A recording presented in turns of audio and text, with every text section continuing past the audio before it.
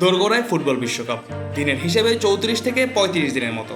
স্বাগতিক মেক্সিকো বনাম দক্ষিণ আফ্রিকার ম্যাচ দিয়ে এবারের মহাযজ্ঞ শুরু হবে। এরপর দ্বিতীয় ম্যাচে মাঠে নামবে গ্রুপের অন্য দুই দল, চেক প্রজাতন্ত্র ও দক্ষিণ কোরিয়া। অর্থাৎ প্রথম দিনেই দেখা মিলবে গ্রুপের 4 দলের। বিশ্বকাপ উপলক্ষে অনফিল্ডের পর্দায় চলুন জেনে নেওয়া যাক এই গ্রুপ সম্পর্কে বিস্তারিত তথ্য।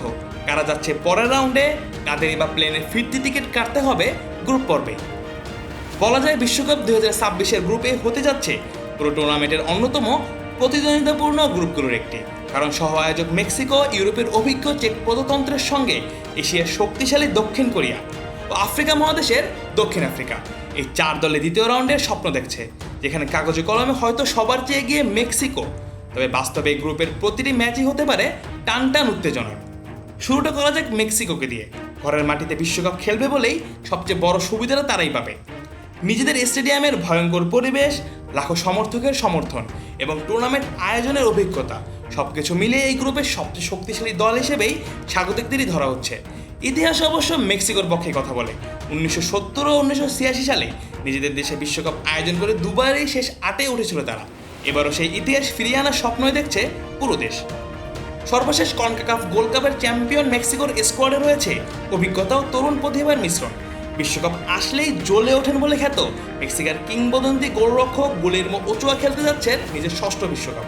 5+ স্টার রেটিং প্রাপ্ত দেশের সর্বোচ্চ বিদ্যুৎ সাশ্রয়ী ওয়ালটন এসি স্মার্ট কমফোর্ট এখন নেক্সট লেভেলে। এছাড়াও এই দলে আরও রয়েছেন রাউল হিমেনেজ, আলভারো ফিদালগোরা। তবে সবচেয়ে বড় আলোচনার নাম 17 বছর বয়সী গিলবার্তো মোরা।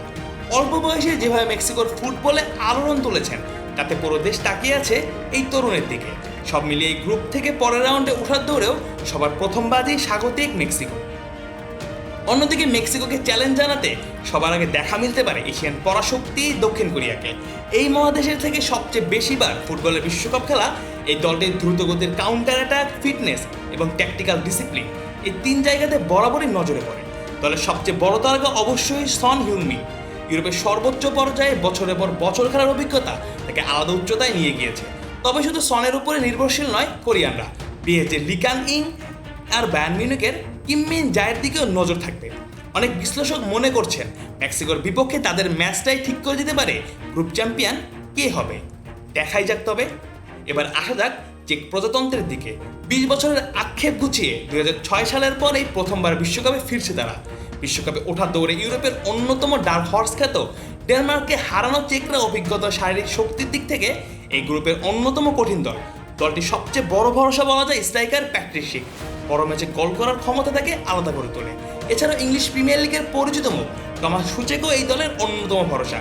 ইউরোপিয়ান লিগে খেলা একঝাঁক ফুটবলার নিয়ে গঠিত এই দলটি হতে পারে এই গ্রুপের আন্ডারডগ, যারা মেক্সিকো, কোরিয়াকে চমকে দিয়ে সবার আগে উঠে যেতে পারে পরের রাউন্ডে। আর এই 3 দলের বাইরে দক্ষিণ আফ্রিকাকে এই গ্রুপের সবচেয়ে দুর্বল দল বলা যায়। তবু 16 বছর পর বিশ্বকাপে ফেরা আফ্রিকানরা যদি আরেকবার তাদের সেই অতীত মনে করতে পারে, ঘরের মাঠে 2010 বিশ্বকাপে ফ্রান্সকে হারানোর সেই সুখস্মৃতি, তবে কি আরও একটা অঘটন সম্ভব নয়? দক্ষিণ আফ্রিকা কি হতে পারবে এই বিশ্বকাপের অন্যতম বড় চমক? দেখাই যাক। তবে গ্রুপ এ থেকে কারা উঠতে যাচ্ছে পরের রাউন্ডে, কারাই বা কাটবে প্লেনের টিকিট সবার আগে। Mujahidul Islam Zahid, on field.